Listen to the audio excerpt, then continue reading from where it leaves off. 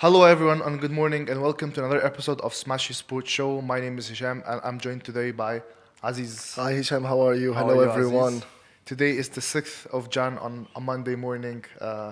Hopefully, a very bright morning of the first morning of 2025? the show on 2025. So it's very exciting. We have a lot of news that happened As and, always. and games that really happened across the GCC in the last 48 hours. And just want to have Aziz just giving me a thumbs up for me making the prediction of Bahrain winning. I don't like this, but yeah, he made it right.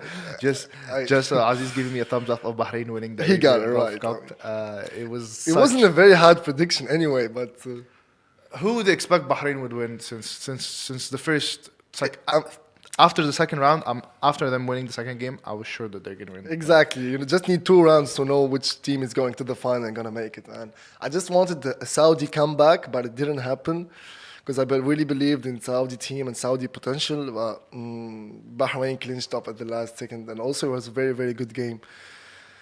It was a very good game. Bahrain versus Oman. The game finished 2-1. Oman first managed to score the first goal on the 17th minute. Till the 78th minute, a penalty came for Mohammed Marhoun. That gave them back the hopes. Luckily, after Mohammed Penalty. Al-Masami made the run from the line and tried to make the cross, but it touched the defender and it went inside the net. It was an amazing. And in the span of 3 minutes, everything just twisted. You only need like in final games. You just need to always take the chances of every single opportunity. Yes, you have. Especially when you see the difference between both games on statics here. Bahrain had 9 shots, Oman had 7. 2 on target for Bahrain, 1 for Oman. So I think it was quite similar. Position 53-47, so it was coming there and going. Passes 391 to Bahrain and 347. So I think the game was a 50-50. I think Oman managed to score that first goal. 100%. It was an early goal, especially in the first 15 minutes. But I think Bahrain didn't give up on the game. I think Bahrain stayed focused till the last minute. Also, Oman, when they got the first goal, even if you score first, it's not granted that you will win the game. You still have to focus on full 90 minutes, get to finish at the finish line, and these minor mistakes can make you pay the whole game. And this is what happened to Oman basically. So in 3 minutes, they just went from 1-0 to 2-1, and you can't get back easier from that. It's like you need a very good mental and very good consistency and all that. But both of them, Oman and Bahrain, really delivered a very good game, and I really appreciate Oman's level also. At the halftime, I thought that Oman would get it, but then Bahrain really stood up. Yeah, I mean, these kind of games that just makes a big impact on you as a player. The tournament was very useful for all teams, even the teams who didn't make it out of the group stages. I'm sure such tournaments will help you to understand what your team needs, what you need to work on. Your selection for the national team is very important. So yeah, it was a very good tournament. It was very well organized by Kuwait. True. I was happy also seeing the fans. You can attending the game. Can see it on our Instagram, Smashi Sports Instagram. You can see how crazy the Bahrain players celebrated after the game. So yeah, a big win. Whether this is the second time the Bahrain national team gets the yes, indeed. And the first victory was in 2019. This is the second one. And I think they were like somehow just main target is to win this, because when you see them performance in their last couple of games, tournaments specifically before that tournament, you can see that this national team has something. And yeah, like I think them as a squad together, that what made them push forward and win such an important game. You can see all the celebration of the national team, of Bahraini national team, celebrating, crazy celebration. Very happy for them. They should. They deserve it. As you can see here, a successful win for them, 2-1. As you say, quick fire goals. The way they celebrated, it was amazing. So yeah, congratulations to Bahrain team and the whole nation for winning. Team, staff, players, because it's like a group a group effort. So Yeah, and they also made the Messi the Messi dance. the Messi dance. Yeah, so it's trending now. I think everyone right now is just doing the It's Messi. Messi dance. I mean, It's Messi fan. So yeah, you can see all the videos viral on no, they our. really deserved it. They Yeah. really deserved it. They put Let's in jump something. in to our Please, second story of today, and congratulations to Bahrain one more time. it's really my favorite story. Abdulmalik Al Jaber. He is Abdulmalik Al Jaber, yeah, yes. he is a Saudi professional football player. He now plays for the Bosnian Premier League. The name is club is called. I really can't get the pronunciations of it, but it's similar to Zelenkar. Zelinkar. Yeah, he also plays for the Saudi national team Zelinkar. under 20. He's a player. He's 20 years old. He's born in 2004. Such a fantastic talent coming out from Saudi Arabia, and I'm telling you, a lot of big teams are having. This is what I like to see, Hisham. I like to see Yeah, these things. that's why I told you it's my favorite. It's my favorite headline for today, where you see the opportunity of having youngsters and youth coming up from Saudi Arabia and the GCC, because there is a lot of talents here in the GCC. Seeing him being there and just performing in the Bosnian league, it's not really a league that has a lot of traffic around it. Not that much views internally for the world. Obviously, Still. for Bosnia, it's a big league, but across the world, it's not that seen where you have players starting targeting you while you're playing in that league. I think It's a very good start, like meaning playing in the European leagues. So it's like a first step into the European market, and then he'll get scouted for more teams if he keeps saying to him. But he's got the talent, he got the potential for. it's his second. And he's 20 years old. Yeah, it's his second year this year. He managed to play 14 games and scored 2 goals.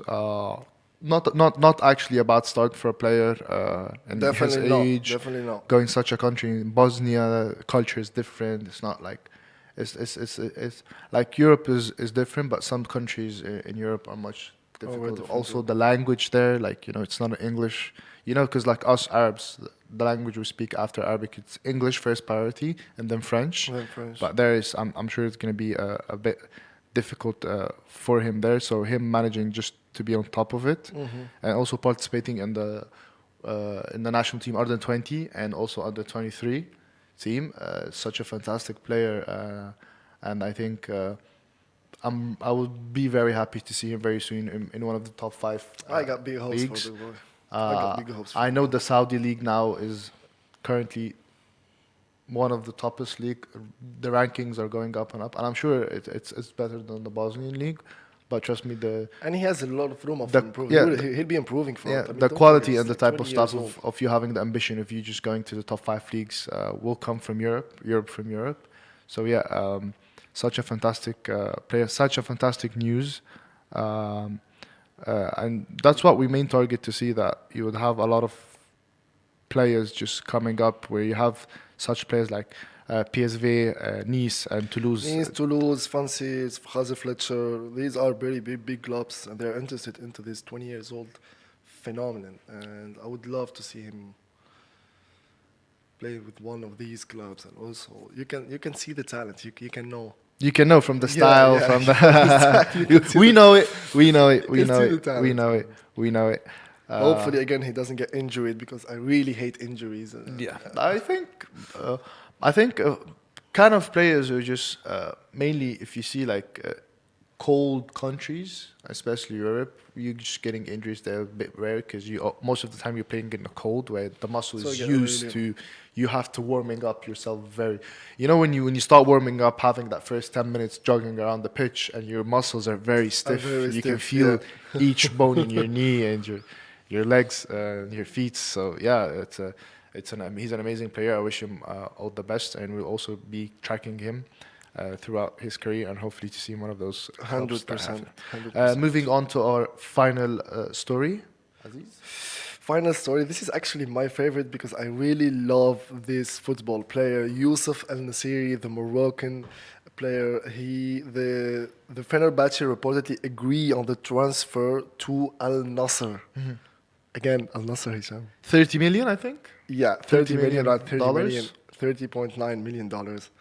And he's been doing great in Fenerbahce. He's been doing great everywhere. I mean, he scored two goals in the last game. He's a scoring machine, and Yeah.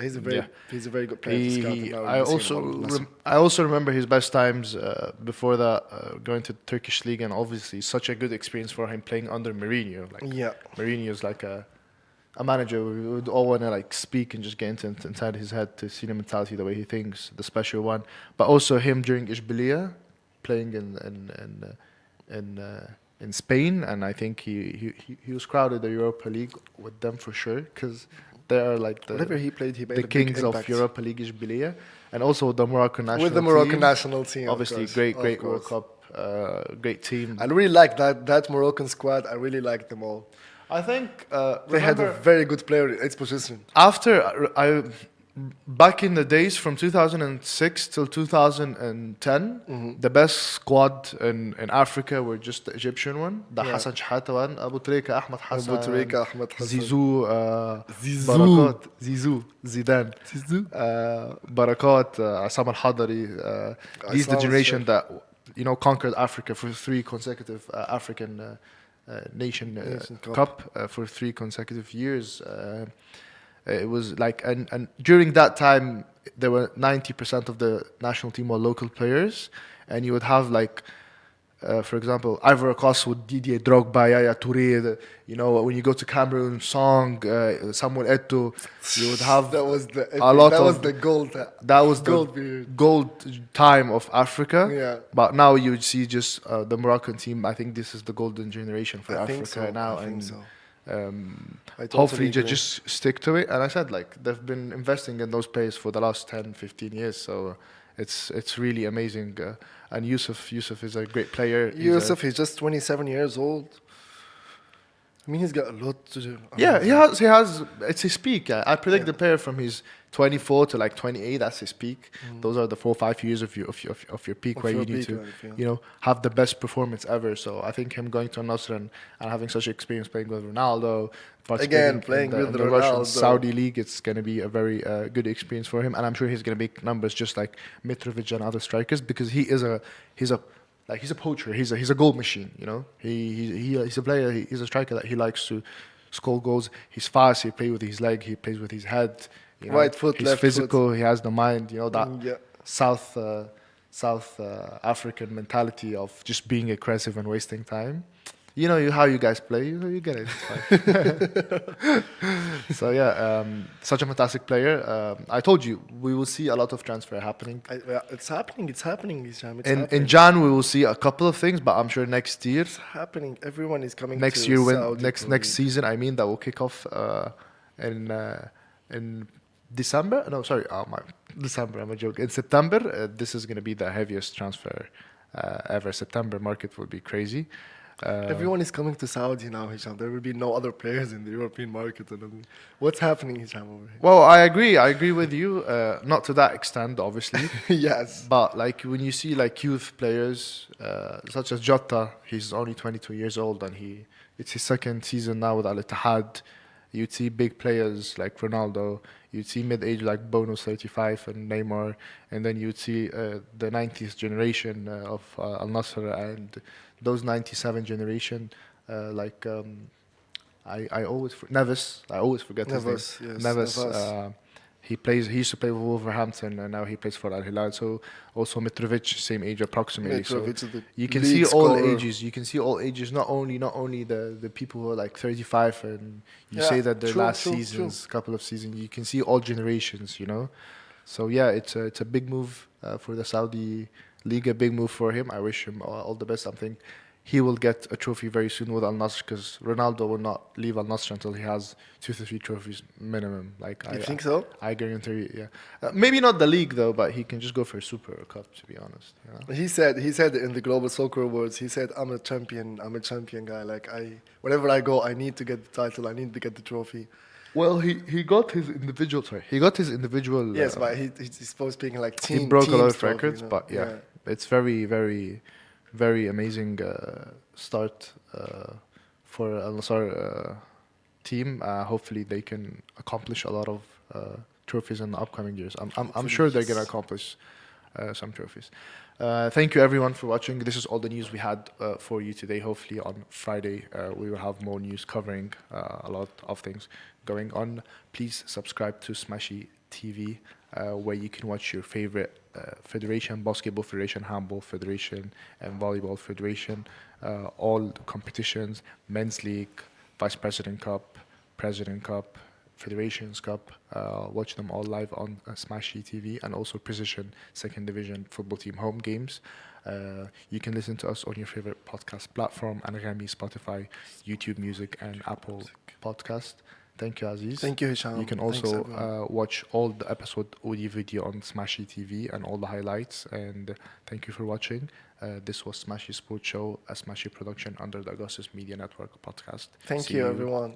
See you on Friday. Friday. At 11 a.m.